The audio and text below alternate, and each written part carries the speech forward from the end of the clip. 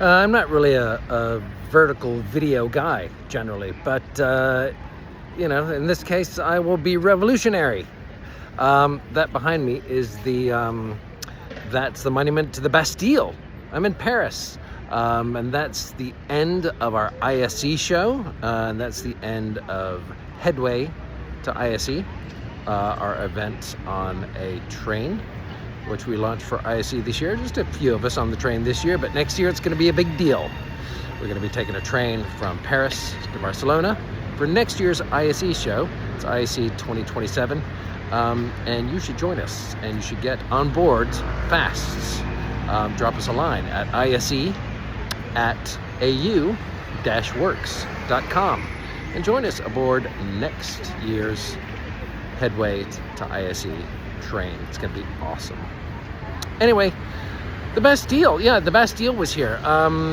That was a long time ago. That was during the French Revolution, 1790s, and a bunch of guys came and tore down the medieval prison that had been here since the 1300s, under Cardinal Richelieu, who we know from our Three Musketeers studies.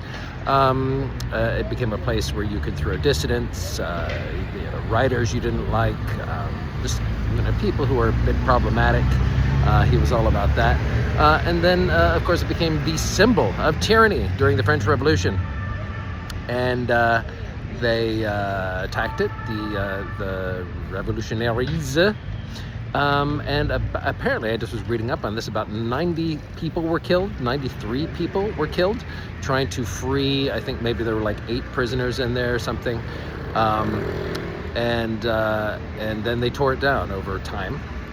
They didn't tear it down all at once. They had those 93 people to bury, But in the ensuing months, tore it down, and tore down that symbol of oppression.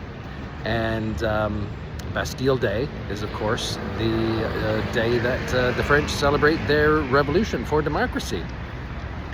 An interesting thing, we're just at the ISE show, which is all about displays and AV and all that kind of stuff. I came to Paris quite a few years ago to see a demonstration by Dassault Systèmes. Dassault do all kinds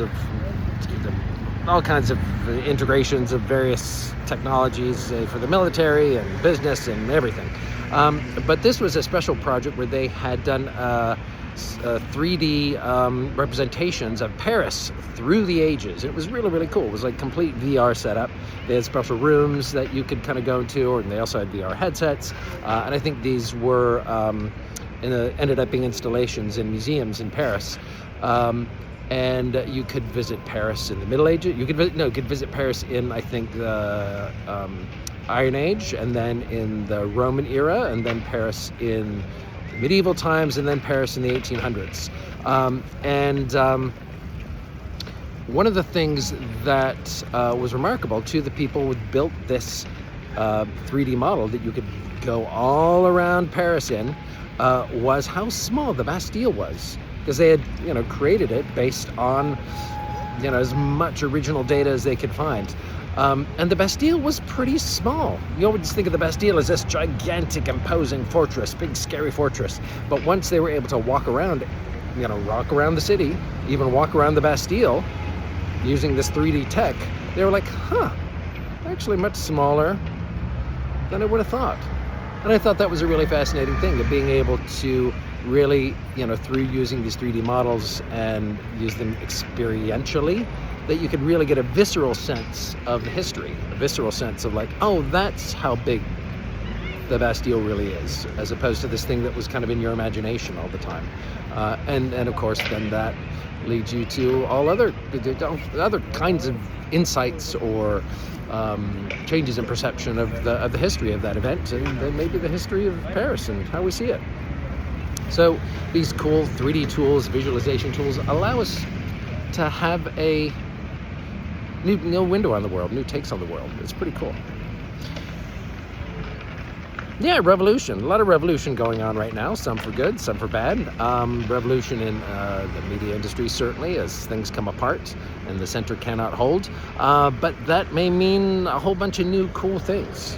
You just have to invent in your mind that cool thing you want to see, and start working towards it. And don't expect other people to do it for you, or expect the marketplace or technology or the higher ups who seem to pretend to know what they're doing. Don't expect that to sort it out. It's not going to happen. Decide what you want the future of your industry, the future of your career, the future of content and creativity. Decide what you want that to be, and then go for it. Knock your head against the wall trying it out. And you'll fail miserably, it'll be horrible. But what will happen is when you start moving into one direction, you'll see what the next thing you're supposed to do is. And then you'll see the next thing. And then you'll see the next thing. And then some new thing will happen that you actually would never even have expected. Getting a little preachy here in front of the Bastille, or lack of Bastille. This is a Buddhist Bastille. This is the Bastille that is not here. Anyway, vive la révolution, vive la France, long live people, stuff. The interesting fact I also just learned, I'll close with this, is that Napoleon wanted to put up a giant elephant. It was like, and now we get the monument we're going to put up is a gigantic elephant, a huge elephant. It's going to have cannons on it. It was the Elon Musk of his day. And they did actually put up a plaster model of the elephant. They never actually built the final elephant. Instead, they built this, the monument to the Bastille. That is the monument to the destruction of the Bastille.